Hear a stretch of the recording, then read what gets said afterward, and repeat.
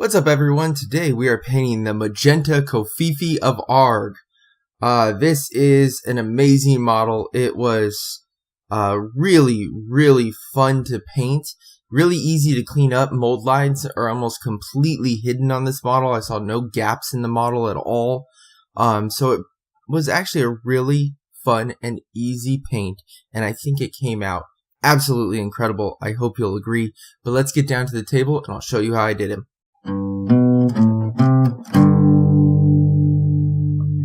Alright, let's get started. So, I started with a black primer and then went with white zenithal highlights from the top with my air gun.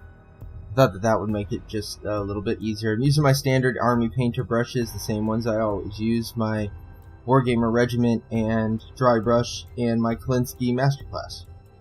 I'm starting with Model Color German Grey, and I'm painting in some of the areas that we're going to brighten up much later, but they're going to need a shadow.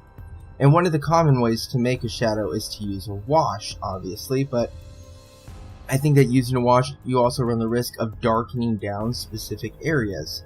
And with this model particularly, we do not want to darken down most of the areas. So we want this model to be super bright, ridiculously bright, brighter than you've ever seen any model be before. So I'm using the German Grey. Didn't want to use black. I think that black is just... black also comes out a little ashy. It's like a little, dull and muted. I think the German Grey is a great replacement if you're looking for a very dark color, but you don't want to use black. So I've got the horns. I don't think I showed painting it, but those two little horns on his forehead, you're also doing those. So doing the two little horns, the two big horns, his tail you really have to work on though. It is very spiky, and it is difficult to get it down into those recesses, but that's exactly what we want. We want the paint down in the recesses. We don't care so much about covering the actual spikes themselves. We also did his toenails, and then the same thing that's going on with his tail is going on with his chin. So it seems like his hair or his fur is actually spikes. So here he is, all completed with the black, with the German Grey, with the replacement for black, I should say. So here I'm using P3 Wurm Green and Model Color Light Turquoise, and I use this a lot. So I'm blocking out areas on the horns for this model. And what I did is I put a spot of the green down on my wet palette, just a little bit away, a spot of the turquoise, and then a little bit away from that I put down this Royal Purple from Vallejo's Game Color. And then I blended the three of them together sequentially. I did not blend them all into one big mass. That would just turn out to be like a nasty brown color. But sequentially, and then you can see at the base of the horns, I did mostly green, then a green turquoise blend, and then it starts into the purple. And you just sort of want to block each of those spaces out before we get to this next step, which I'm putting a little bit of Vallejo's Glaze Medium onto the palette. And the Glaze Medium acts to make sure that the paint stays wetter for longer. You can use this stuff for a lot of different purposes, but that's what I'm using it for in this purpose right now. Is to make sure that we can keep this purple paint wet long enough to be able to wet blend it. So because I used that second color of purple, I didn't use the full dark purple, I'm painting over the block that I had already created. So I wanted to have a good base coat down before I went into the wet blending. And I would suggest only doing one side at a time. So I was about to move over to the other side, and then I decided it's probably better to stick to one side at a time and ensure each side gets done correctly before moving to the other side. So here I'm going right up next to that purple and painting a line of the turquoise green mixture. That was that next block. Then I'm going to wipe off my brush, put just a little bit of water. You don't want to soak it. Put just a little bit of water on it, and then go back and wet blend the two of them. So as you're wet blending it, I'm not very good at wet blending it, so I'm showing you a little bit of me just sort of mashing the colors together. I'm not very good at wet blending, but you'll see it turns out really, really well. And the reason is wet blending is very forgiving. So you can see here, they're all sort of blended together now. And then when I come back to highlight everything, it looks so good, but it just looks like a continual fade from bright green to dark purple. And I'm not good at it, but it's so forgiving because you come and do the colors, you do your base coats, then you come put the other colors on top of it, and then blend together, then come back, put the coats on again, blend together, and you can just keep on doing it until it looks the way you want it to. Because you're wet blending it, it all just sort of mixes together. Now what you don't want to do is get frustrated, slap on a ton of paint, and then just start mushing it all together, because the paints are going to then mix. And instead of blending from one shade to the next, it's going to come out as just one color. On the chin there, I used a bit of the greenish turquoise to color that in. It was on the scale. Now I went back and made a separate mixture of the turquoise and Wurm Green to get what I'm doing for dry brushing the tail. So I showed it on the palette. It is a pretty bright turquoise. It doesn't have a lot of the green in it. I just used some of the green because if you use pure turquoise, that color's not really represented on this model, and it's going to stand out in kind of a bad way. So I put just a little bit of that greenish, the Wurm Green in there to dull it down a little bit from being super bright blue and moving into the shades that we've already used. And then you want to do a pretty heavy dry brush on both the beard and the tail. So you don't want to get it into the recesses, you just want to dry brush. And you want to make sure that you get good coverage, so a pretty heavy dry brush. Next up is Citadel's Nuln Oil. You saw me shake it there. Make sure you shake your washes. You get a much better result out of them if you shake them up really, really good before you start. So I'm going to remind you a bunch of times in this video to shake up your washes. I tried to use a wash the other day and didn't shake it enough, and the result was very noticeable. So I am now on the train of reminding everyone to shake up their washes very, very well. I'm doing this on just the horns, so I'm not going to show you the horns and then move off and do something else. Just the horns. Both the ones in the center of the head and the big ones. You want to coat them with the Nuln Oil and then go back and soak up any, because you don't want too much. I then while that Nuln Oil is drying, I added some ivory to the turquoise mixture that I had. And I'm doing a light dry brush on the top, about 2/3, I would say. The top 2/3 only going in really one direction, which is from the front of the animal to the back, to add some variance to the colors of blues. I also did it across the toes, and I did it on the chin. So those are all the areas that you want to get with this whitish turquoise mixture.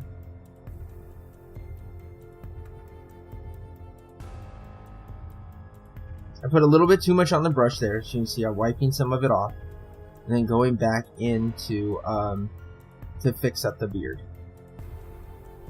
Because if you left it with just the pure turquoise mixture on there, everything else on this model is so vibrant and different that would be very noticeable that it was just one solid color. Now this is something very different from any other way I've dry brushed before or I've seen dry brush. Normally you dry brush brighter and brighter and brighter and brighter.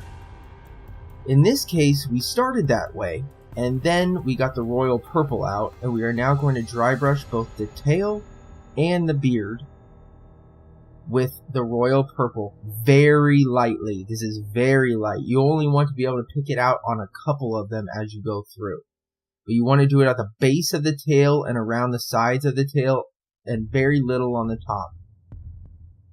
Now we're also taking that Royal Purple and we're dry brushing on the top third of the horns.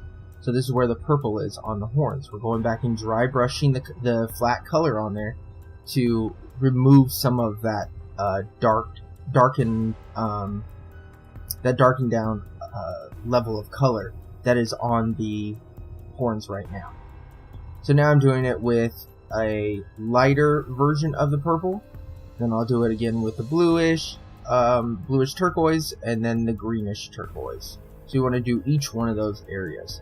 The reason I did the purple like that is if you look on the artwork for the model, it actually does all fade to purple. Each of those blue spikes fade to purple. But I think if you did it on all of the spikes, it wouldn't look good. So you just want to, select some and pick them out.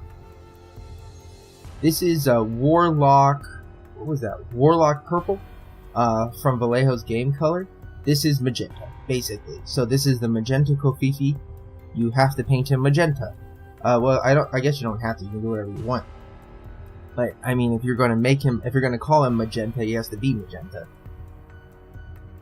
I'm painting him with a Warlord Purple, just 2 coats across his entire body. And now I'm taking the Squid Pink from Vallejo's Model Color. These are both 2 colors that I went out and bought specifically for this because I didn't want to try to mix colors to make it look these particular colors, because they seem very, very difficult to get with like reds and purples and things. So this is all the areas that you didn't paint, that you saw me not paint there. Then I went back and wet blended the 2 of those together. So you can see right in between each of those areas, there's a little bit of fading into the red scheme where the magenta and the pink are mixing. And that just gives it a really nice blend and makes it all come together. And then I also did the ears. So the ears, he's got 2 sets of ears. Those need to be in the magenta as well. Now Vallejo's Model Color Buff, we're going to do his teeth, because we want his teeth to be real nasty. So he's going to have Vallejo Model Color Buff, then we're going to brown that to get rid of a little bit of the yellowish tint that it has. And then eventually we'll brighten it back up. So we'll brighten him up to actual color. So don't worry, he's not going to have bright yellow teeth. That would be a little weird. Now you have the Carrosburg Crimson. Make sure you shake it up. This is from Citadel. And that I am using to shade just the ears. We're not using this anywhere else. The rest of the body is not going to need this kind of shade. But the ears, they have sort of like a red tint to them. And the Carrosburg Crimson darkens down the inner ear perfectly. So now we have the Agrax Earthshade that we are using to darken the teeth down to a nice brown color all around the edges. Now this one also you don't want to let pool. So I'm wiping off my brush and then coming back to it and removing some of the shade from the places where it pooled a lot and allowing it just to do its thing in the places where I want it to be. On the sides of his mouth are some pretty deep recesses. If you hit those hard with the shade, it'll just fill up. Now what I'm doing is I'm adding some glazed medium to the Agrax Earthshade in a separate little palette here. So you don't want to do this on your wet palette, but you can see how thin that is. You want it to be real thin down. And then I'm going to paint it on the feet. So I'm putting a little extra in some of the cracks around the nails and around the bumps on the bottom of the feet, but I'm painting it all over the pink. The pink in the photos has this brown hue to it, so it's definitely pink, but it does have a brown hue, and I wanted to try to recreate that, but I also didn't want to use full strength Agrax and just make it brown. It's a brown tint or a brown hue. It is not actually brown, and it's not brown pink. So I did that only 1 layer on most of the leg, but a couple of layers down by the feet. So here is Vallejo Model Color's Ivory, and that I'm using to dry brush over the teeth to bring the teeth back up to white on just their tips and fronts. So he's going to have a white smile looking right at you, but then as you move the model around, you'll see all the yellow and brown. So there's a couple more places I wanted to hit. Wanted to make sure that on the side there that it's white. But yeah, as you move him around, you see all that brown and yellow, but it looks white right for the front. So new color for us, Vallejo Model Color's Flat Red. Haven't used that one on the model yet. And that is going to be for his nose and his lips. Now, a couple of things you can do here. The red is really bright. So I used some Agrax Earthshade to go back over some of my thinned down one, the same one I used for the feet, to go back over and make there be a little bit of a brown tint. So you can see where we are after I use that Agrax on him. You can see, well, I haven't really done anything else, but I wanted to show you the drying of the brown down below. So you see that it just added a little bit of brown color to it. It didn't actually change the pink to brown. Then I used that same stuff on the lips. You can also add a little bit of brown paint to the red. Here is the Royal Purple, the same purple that we've been using. And now we are painting the last spot on the model that has not had a base coat. And then we will finally be done 15 minutes into this part of the video. Finally be done with base coating. Important thing, you need to be very careful with what you're doing, because you do not want to have to redo any of the spots that had wet blending or highlighting or shading or anything like that. So here's the Art Extravagance texture paste, and I always use white sand because I don't want it to be colored. And the way that you apply this, well, the way that I apply it is just glob it onto the base, put a couple of globs on it. You can mush it with your finger if you want to. I wouldn't put it on with your finger. That has not nearly enough control. You could like flatten it out with your finger, but then if you want to put any rocks in, now is the time to do that. So I put some rocks over by it like he's guarding his little pile of rocks there. And I wanted to do this now before I finish the model because that stuff takes time to dry. So here's Vallejo Model Color's Purple, and this is a perfect dry brush color for the hair. So the dark purple with this lighter purple on top of it, the hair just pops perfectly. I didn't need to use any sort of washes. I thought that this came out exactly how I wanted it to. On the video, because of the really bright lights that I'm using, it's a little hard to see. In person while you're holding it, and in the photos you can see that it's perfect. I thought that it came out exactly how I wanted it. So there, when I move it back and forth, you can see that the purple is definitely in multiple shades. So here we have the same colors that we used for the body, and what I did was I took the magenta color and added a little bit of that squid pink to it. Not very much, just some to brighten it up. And now I'm going across the body and picking out all of the raised skin folds, and I also did this on the legs. And this is just to add a little bit of brightness to the top of the model. And then we have Wurm Green, Light Turquoise, and Ivory, the same colors we've been using all along. And this is the fun part. So, you're going to take that Wurm Green, and this is pure Wurm Green, and you're going to put the lines across the skin. So these are his tiger stripes. And with all of these ones, do not worry about them being a little bit too fat. Now, don't go overboard, but don't worry if they come out a little bit too fat or if they run a little bit. You can clean it up after with that magenta, so don't worry about it. I think on that one right there, at the end of it, it made like a little blob, and I wasn't worried about it because I can go back with the magenta, which I do afterwards, and you'll see in the final product, these are really sharp, crisp lines, because I just go back next to them after they're fully painted, and then use the magenta to clean them up. So you don't want to do it yet, you want these to dry, and then move on to the next color. So you can see I also did them across the back. You do not need to do multiple coats, just a single coat, because then you're going to come in with a mixture, sort of like the second area of the horns, that blue, turquoise green mixture, and you're going to do about 90%, or I guess 80%. 10% is left on both sides, and you're going to do that on both legs and the top. Then you're going to do it with a more turquoise mixture. And then finally you get to this point where you do just about 25-30% of the entire stripe.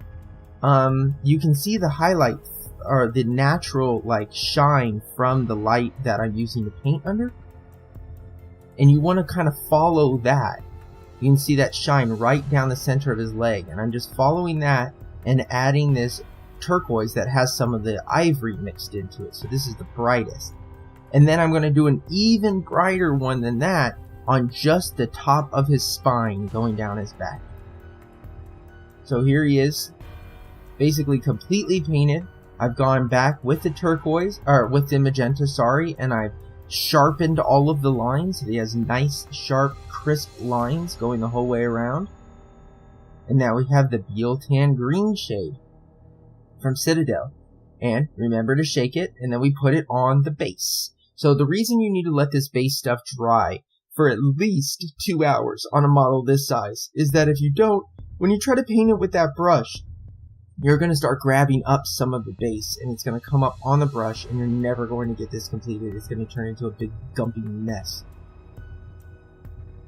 So you're going to want to cover all of the white area, and the reason you're doing this before you do any more of the basing stuff is because if any of the grass that you put on there shows through, like breaks away or anything, the green will show through rather than some bright white. So it's going to keep the base looking clean even if some things go wrong on it.